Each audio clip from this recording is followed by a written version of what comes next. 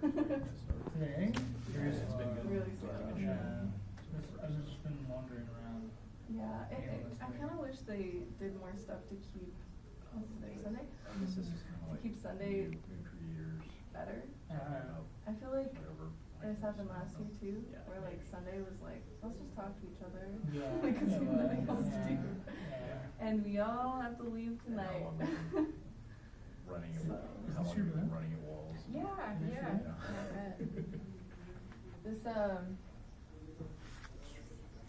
it's an anthology style magazine, and so it's me and like a dozen Yeah, other that's you. comic No, creators all kind of compiled, and the only catch is you have to be from Wyoming to be in it. So it's like highly specific, hyper regional. Like zines are very much like expressions of local communities, so I wanted to really play up that kind of zine element, but in like a very high quality magazine format. Yeah, it's really nice. Thank Cover is you. really cool. And it was my first comments on my own thing, but you know, that's how you do.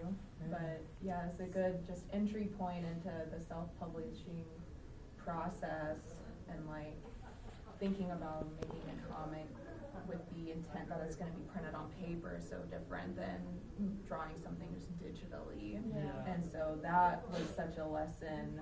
But this is my 3 years of doing that, so I've got that's issue 2, and issue 3 is coming out this year. People like it. Like, That's awesome. it's like something to be a part of, and to, you know, like kind of see, oh, who's my neighbor, and you know, they It's a might be from the community town thing. over, yeah, and you would never know.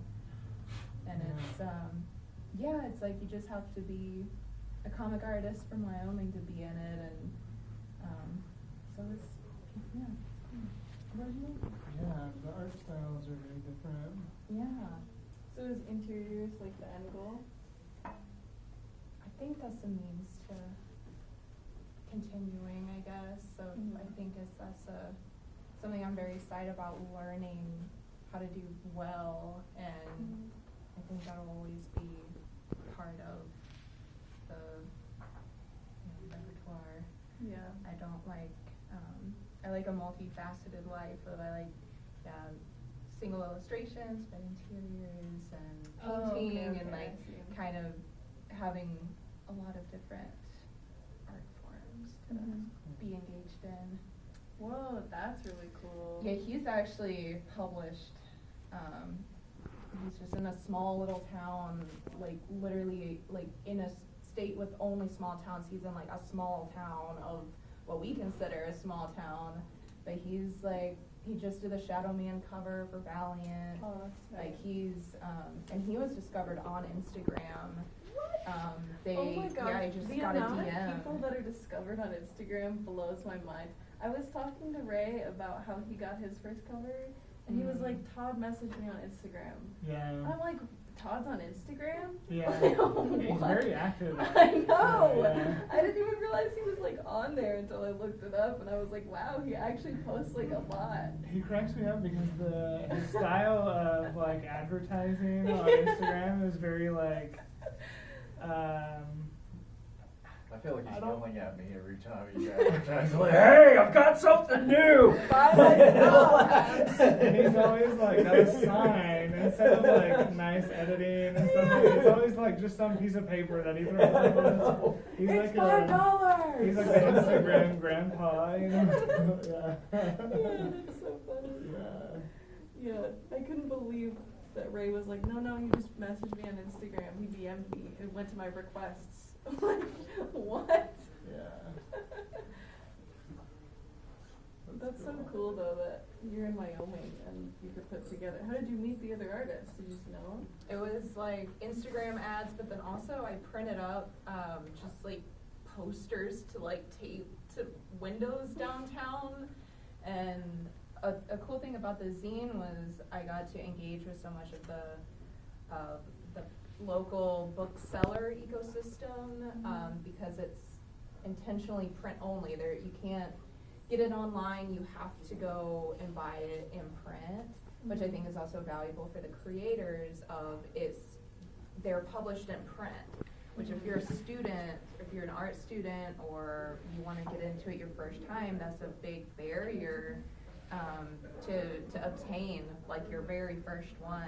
Yeah. And so a lot of the kind of zine hype was booksellers reaching out to people in the community, and so it was sort of a multi-effort marketing front to spread word. And now that it's like AFPT reached out, like it's now that it's kind of got some traction, it's unfortunate to have to turn away some applicants, but just such a low budget grassroots publication, but just it's awesome being able to receive 3 times the volume that I can print, because that means like the comic community is alive and well in the state you would not think of as having comics at all. Yeah. But this is proof, like we're here and we're The active. comics are everywhere. Yeah, and It's we're so so cool. talented.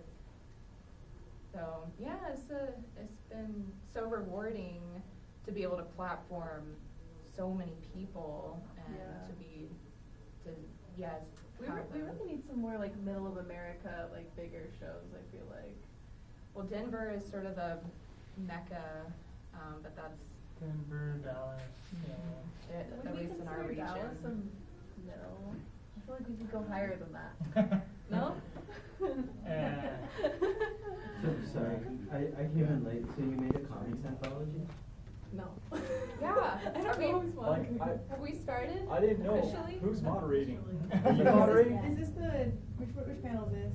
This Next is gen. NKOTB, I'm about, The which one? It's like- NKOTCBY. New Kids on the Block. New Okay, kids. but I'm here too. There you go. Hey, hey.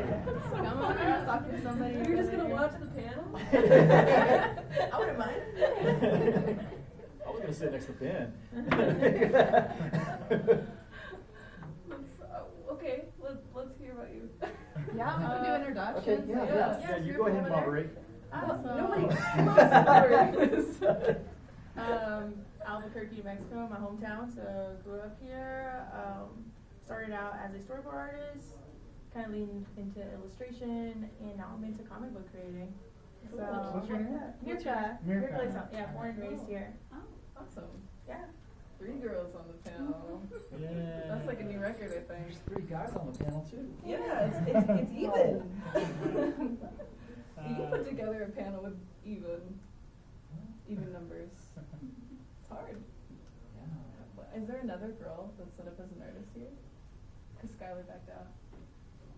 I didn't see that. I don't think many. so. I think they put together all the girls they could. This is so awesome. This is super cool. I don't know if you guys can see that from over there. This is super awesome. What about you? Go, Jared. So, my name is Jared Tree. I'm nobody. No. Shut up! Oh my I, god. I'm from Lubbock, Texas. I grew up in the Houston, Galveston area, but live in Lubbock now. I'm an artist based out of there. I was one of the winners for Spawnuary, the Spawnuary contest a couple of years ago. And thank you. And so I have some covers coming out for Spawn in the near future. Don't ask me any dates. I don't know. And then I'm working also on a creator-owned project right now called The Last Ghost. It's a supernatural horror thriller kind of book. It's about, I didn't write it, the writer's name is Stephen Beard, he's in Colorado, and I've teamed up with him to do the interiors and covers for it. And it's been awesome, it's been really good practice and just building up skills and foundations for interior art and storytelling, and I've loved it. That's what I want to do for comics, is tell stories, entertain people, and connect with people through stories. So, yeah, it's about this girl who is being haunted by a ghost across 9 different lifetimes and reincarnations. And it all started with an execution in medieval England. So it's very good. Come check out my table later, and you can see my ash can. I'm almost done with the first issue. I've got 22 pages penciled. Got 2 more pages to pencil, and then I'll ink the rest and color it. Yeah. What's it called again? The Last Ghost. Yeah. That's me. I'm Ella Bishop-Heil. I'm a self-taught visual artist out of Wyoming.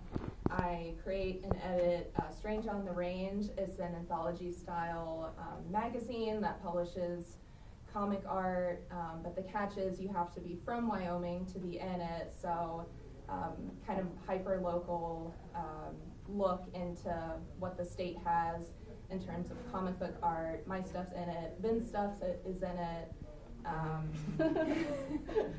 We're on year 3, so this is issue 2. Issue 3 is coming out this fall. And then I also am creating my own eldritch cosmic horror slasher comic called Hyperbole.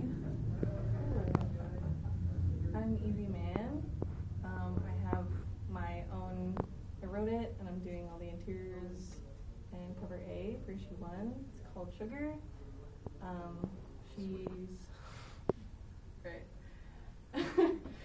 She's like a necromancer, and the world kind of is like fantasy modern. And for every like magic act is you have to pay for it, kind of like karma. So when she brings people back from the dead, she gets a new like scar, or she kind of turns into a monster the more she does it. And she's kind of put herself into a loop. She's not the most like hero main character ever. So she's really messy, and she has a cool cat. A lot of people read the book just for the cat. So yeah, that's my thing. I'm from Cruces. It's close to El Paso. Your turn. Thanks. I'm Derrick Fleece. I'm the illustrator and artist for Space is Awful, which is a comic book series. I'm also a children's book illustrator for the series Monster the Monster, written by Derrick Moreland. He wrote and for Space is Awful and the Monster series. We were published with Tabletop Publishing, and kind of we love to break into comics, mainstream or even independent, but we're using Space is Awful kind of as a vehicle to build our own skills. Me as a cover artist, me as a regular comic book artist doing interiors, so I'm like learning new techniques, storytelling, and we're just working on our chops, and hopefully by the time we get done with the storyline, we'll have a body of work that's worth looking at and worth sharing. But it's definitely a story we're passionate about, and we want to share it with the world. We think it's worth telling. He'll talk to y'all about the actual story. I'm Derrick Moreland. I'm the writer on Space is Awful and Monster the Monster. I've had short fiction published in Seas Cows Publishing. Anu Press published a short story of mine in an anthology last year. I had an academic essay published in a collection called The Sins of Harley Quinn. And I've written a couple of novels and a collection of short stories. Space is Awful is a fun little story I created. Originally it was going to be a pitch for 2000 AD. I thought it was going to be a Thargs thriller pitch, but it ended up being an independent book we do together about a janitor who gets abducted by aliens who've seen all of our action movies and think that's just things humans can do. So they throw him into an intergalactic arena, and somehow he keeps winning. We're both out of Lubbock. Yeah. Nobody's moderating this. It's freeform, everybody. So who here is a... Oh, go ahead. That'll work. So I had a question for you about the Wyoming thing. Mm-hmm. And so you said it's people from Wyoming. Is it all people in Wyoming, or? Yeah, it's there's not a lot of things like this when I was creating to reference, but I really wanted to tap into zines historically as a publication format being expressions of a very particular community, and so I've gotten a lot of DMs about people from Montana or Denver who are interested in being in the zine, but it is very much a state representation of talent that we have, because we're kind of last, I think, on the list of population, and there's not really a lot culturally speaking, And so it's, instead of waiting around for that to happen, hopefully this is leading, and just, there's no community, well, I'll make it myself, and people adopting it, making it their own. That was the goal, was I can get it started, but it's a platform for everyone else to make their own and be excited about. And so much of the art in here, like this story, was made for the zine. This isn't printed anywhere else. These are people inspired by this sort of platform to create in, and have so much freedom of originality. And a lot of these stories are, you know, ideas comic creators have, but with the 6-page maximum that everyone gets, you have to, you know, maybe it's the preview, or it's a pitch, or it's a short synopsis. But like you said, being able to like work those muscles of doing sequential work in a 6-page format is a little more digestible. You're able to reach that that deadline, and then have something printed. And so for art, as an artist first, just having that support and sort of little bits of success. Everyone's journey in here is different, but yeah, so that's what makes it really cool, is it is so different. I actually wanted to ask, would you see yourself as possibly being interested in spearheading like maybe a 50-state initiative or something, like having a Strange Underage Texas, Strange Underage I Colorado? was just about to say I know, but just the way you're There talking should be about like it, a it United is really States inspiring. Mm. And I feel like, you know, if you were to take that umbrella and you know, if you've had people from Montana and Denver, et cetera, like reaching out to you, not only encouraging them to start their own, but they, you know, allowing them to take that banner and kind of, you know, paying homage to what you're doing. Make sure that you're credited as the creator, but like, because I could absolutely see doing something like that. Texas is so big, we might even have to do Strange I was gonna Underage say West Texas would be a dictionary. Yeah, but yeah, but like keep it to the Panhandle, or Strange Underage Panhandle, or something like that for my state. And yeah, just using that as like a start off point, or a jumping off point for a more nationwide initiative. You've got a lot of passion for it, and it's really impressive, and I feel like people are really responding to that, and I'd like to see that, you know, branch out. Yeah, thank you. Yeah, that's Like college strange on the train if it's in New York City. Yeah, I think, you know, it takes the pressure off of artists and writers in a way where, you know, I'm handling everything, and all you have to do is just make 6 pages of whatever you're excited about, and you get it in print. You get to, you know, have it as your own, but it's a little bit more approachable and bite-sized, especially for smaller creators or students, or just as a way to get sort of that first little bump up. And yeah, that's such a great idea. I love Strange on the Train. I'm gonna take that. Yeah, that'd be really cool. I'd really like to see a Texas version, actually. Like 3 times as long. Oh my god. There's so many creators in Texas, it's crazy. Lubbock has a pretty big active. Yeah, by creative itself. community. Yeah, You by can itself. like separate Texas into like 4 different ones. Easily 4. I would go even further, but Yeah. Yeah, I'm currently writing like a little story. I don't know how big I'll make it with the time that I have, but it's like a fantasy western, kind of based out of like the mid-19th century Texas area, but like in a fantasy story. I think it'll be really cool, but we'll see what the happens. I called the short story I got published through NU Press. They were looking for Gothic fiction, and instead of going with the traditional, all they wanted was some kind of severe weather, because that's a trope of Gothic, and an unreliable narrator.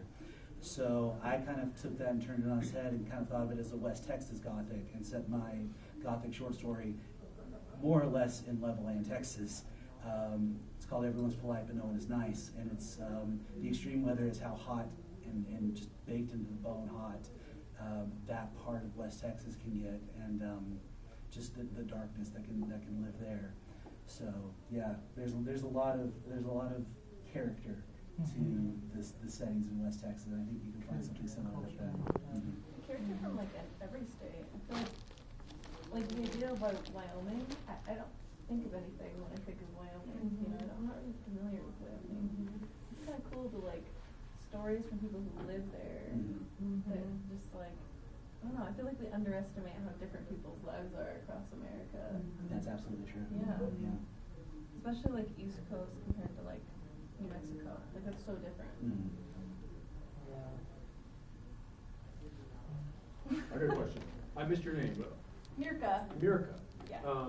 We got to hear everybody else's story that they're developing. You're doing presumably your own creation as well? Yeah, so I started off animation kid. I went to school for animation, 2D animation. So I traditionally animated paper and then digital with the intention of going into storyboarding. I love storyboarding. I still do it. Right. For me, it's like the closest to filmmaking I can get. So, but with the way the industry is going, you know, I found comics to not be far off from what I already do, sequential, which I regret. If you go to art school, do sequential, don't do animation. The skill sets you learn are just way more valuable. But it didn't seem so far off. So the story I had written, Brown Eyes, which, you know, character takes place here. It's about people here in Albuquerque. I'd originally written it for a storyboard, which for me is 500, 800 drawings. But downsized it, created it into a comic, a lot harder than I thought it'd be, even though I read a lot of comics. A lot harder. It's a lot more show and tell rather than storyboarding, where you can really just like, it's panel through panel through panel, it's like animating. And so Brown Eyes, my new comic, just released it this week about a couple kids here in Albuquerque. Very short, just 12 pages. But yeah, that's currently what I'm working on. I'm very new to the comic space and illustration. I'm gearing towards that. I really love it. I'm so used to drawing so messy, and so I'm still learning how to draw clean. You know, keeping it more short and concise for a comic. A lot more like 12 pages and or like 24 pages. I don't have 500 panels anymore. I don't have 200 plus panels to tell my story. And so it's been a lot of fun, and it's been a really good transition. I still do storyboarding. It'll always be my favorite thing, but comic is getting really close to that now. Comic creating, it's a whole new branch, it's a whole new learning, it's a whole different art. It's a completely different art from what I'm used to doing. So I'm excited. So I'm very new to comic creating. I've barely gotten into it in the past year. So I'm very new to it. But I'm loving it so far. Yeah. Just a note that if you want to do the huge number of panels, that's actually an asset if you're trying to do like Webtoon or something. Yeah. But I love Western like comic, like the Western style. I grew up a lot with Tintin. So I love, for me, if I were to do like more comic panel, if you see Tintin, it's like, so I would probably do something new like that in the future.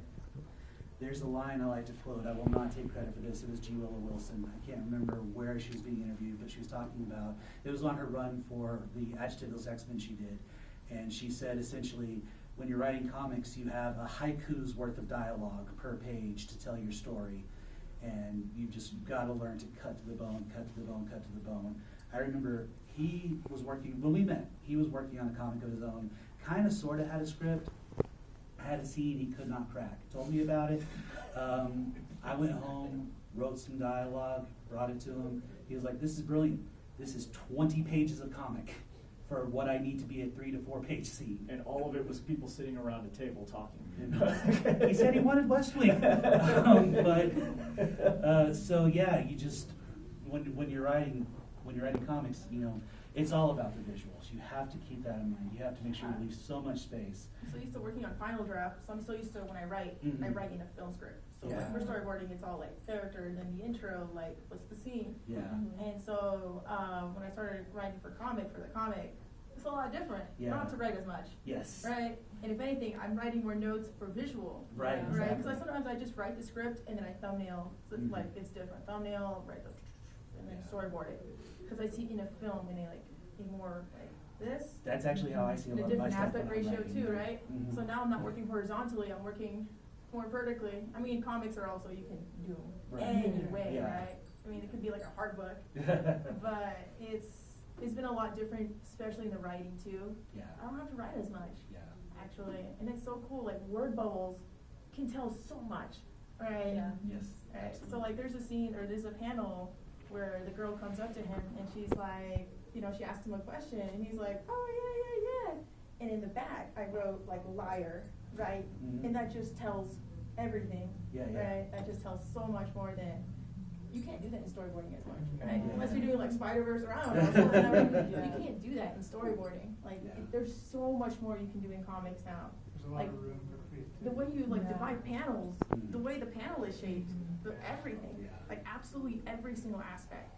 And so that's been a lot of fun to get into. To play around with. Yeah. And I cannot imagine, I mean, I can draw a little bit, but I cannot imagine writing a script that I'm also drawing, because the innovation and imagination that he brings to a page, you know, I'll script out a 4 or 5 panel page, not even, you know, See, and it's in my okay. head, I'm like, okay, panel 1, panel 2, panel 3, panel 4, panel 5, and then it's just the most basic layout you can think of, and then he'll come in and it's like in a diagonal line going down, and Mhm. just because it follows the flow of the story, and it's what's best for how these characters are handling the situation that's on the page. So to be able to do all of that in your own head is so impressive. That's really cool.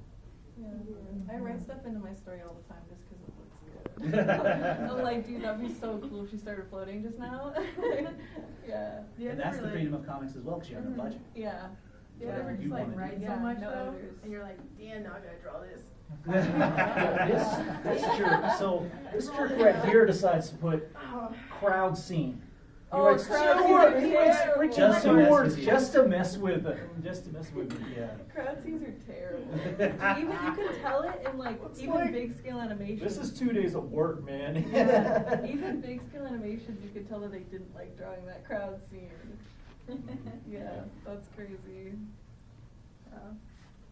So what's your story like more about? Right now it's a very short story, just 12 pages, just to get my feet okay, wet. okay. Didn't add color, it's all monocolor.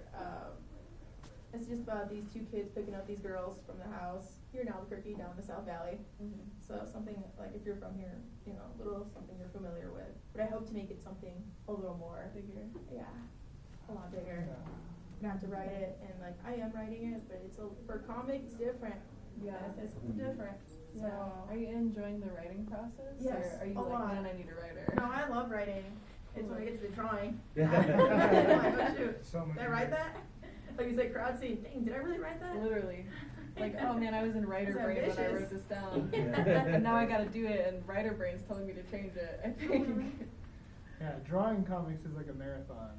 Yeah. Yeah. How are we feeling about like speed on drawing comics? Like book in a month or book in 3 months? Do you have another job? Yeah, that's the. Not me. That's what I'm asking you And that's the guys. big thing. I mean, Well- I'm a nurse informaticist. I'm working 40, 60-hour weeks. And then we put the kids to bed, and, you know, That's pretty thank good God, kids. thank God we closed I was teaching Taekwondo 3 days out of the week.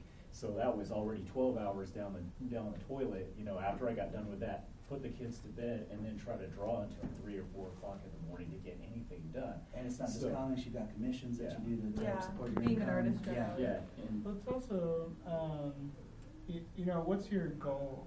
yeah. Right, that's the question that you want to ask. Yeah. Is it sales? Like not just sales, but like putting forth a good, like quality product plus sales, something that you're passionate about. Because that doing a monthly book, doing it in monthly time, that's key, right? To keeping sales up and keeping your following up. But if you're more interested in having an artistic outlet where maybe you can gain a little bit of a following with, that's something that you can take time with and do. Because for me, I work full time as a teacher, and in the night I maybe get like 2 or 3 hours to work. Yeah. And and I think I'm quicker than maybe like the average artist, but still it's taken me 3 or 4 months of working to get 24 pages done, you know. So it just depends what your goal is. I had a question for you. What's up? So as someone who also is like starting from zero, and you mentioned you won Spanuary, which I mean there was 10,000 entries for Spanuary. Like that's to me is like a big break. What was your Yeah. experience with that, and did that lead to anything? Like, where do you see, was that a threshold you crossed and now you're kind of in this other realm? What was it like? Sort of. So it still feels sort of surreal to me, like it's not real yet, you know, because I haven't seen the book's been published yet, and very excited for it. And you know, it's funny, whenever I found out that I won, one of my friends texted me the image of the winners from Spawnuary, and he was like, "Congratulations!" And I was like, "Congratulations!" And I look at the picture, and I'm like, "No way!" And my wife and I are in this parking garage in like Salt Lake City, Utah, and we were just like bouncing up and down, like super happy, and so that moment was like very ecstatic, and then it slowly like kind of died down a little bit, and then maybe when I see the published book, it'll be bouncing up and down, jumping again, and I have gotten you know, more offers to do covers for like indie comics and stuff like that, and those I've done, and those have been really fun too. So so it has opened up opportunities for other types of work besides Spawn, and hopefully, you know, whenever the work is published, I'll have more from other creators as well that I would love to work on, because I'm hungry to work. You know, this is what I'm passionate about. So. Yeah, I feel so bad that it's taken so. We were talking about this time last year. He had like just won the contest, and he was like, "It should be printed in January," I think he said. Yeah, well, that's what I had been told. I feel so bad for you. I'd be so mad if I was like, "Wow, you said that I won, and what did I win?" No, and I don't have anything negative to say about the people at Image or Spawn. They're the salt of the earth people, and they're very nice and very professional. You know, but a lot of times with publishing, things take a lot of time, and there's so many. Production behind comic books is so intricate, especially with big companies like Image, Marvel, and DC, that there's so many cogs that have to fit correctly, and there's a lot of behind-the-scene work that goes behind it. And people don't realize how much editors have to actually work and how much time they actually put into stuff to get things done. So, I mean, these guys are trying to crunch deadlines. So I don't have anything negative to say. I'm sure there's other Spawnuary winners that are like livid and really upset about it. But you know, as long as I'm working and getting better and increasing my Getting the credit for it. Well, yeah, credit. I mean, that I'm not worried about. But like, just being able to develop my talents and continue to grow as an artist and increase my skill and my craft, I think is what is most important to me. So. Awesome. Yeah, so that's kind of been what it's like. Yeah, and they encourage you a lot. I was just, anybody else before I ask another question? Anybody got anything? Okay, so, and I didn't mean to cut you off too if you No, wanted it's to ask. alright. Filling in time. I'm curious about, you know, deciding to do independent comics. Like, any thoughts you've given to the different avenues that are out there, like, so like webtoons, you know, like, or to be here and do a physical print. Have you given much thought in your decision making of why you decided to do the path that you decided to do? And that's for all of you. I have a little bit to say about that. So I think that, and this is nothing against Marvel or DC, but you'll see a lot of creators from Marvel or DC who are not retaining rights to anything, and even the royalties that they're getting from creating characters under those umbrella companies is very minimal, you know. And to create a character out of your brain, your effort, your thoughts and passions, and then not be able to have any control over what happens to that character is a huge bummer. So being able to come up with your own characters, your own stories, and then publish them yourself and retain all rights to it is a huge factor for self-publishing or indie publishing, in my opinion. And honestly, it's the best time ever to get into indie publishing with the widespread scope of the internet and how much people can see your stuff online. And I mean, there's no reason that you can't get a following for what you love to do out of indie comics. But that's just my 2 cents. Mm-hmm. And it's really hard to break into Marvel and DC too. So. Yeah, it feels like people work towards that goal a lot, and then once they get it, they're like, wow, this is cool for like the first like 3 books, and now I'm just a cog in the machine. Well, and it gives you a lot of notoriety, you Yeah. know, especially working You on get a little books boost like out of it, for Batman or Amazing Spider-Man. That will give you a huge following. Yeah. But, yeah. Yeah, I think as far as like copies go, like making something and then what do I do with this? I've always respected the art of keeping a comic, and there's some people that have thoughts on like foil covers and spot foiling and nice embossed covers or whatever, but I think that's like part of the reason I like comics is they're collectible. They're things that you have and you take care of it, and sometimes you go and get it graded or something.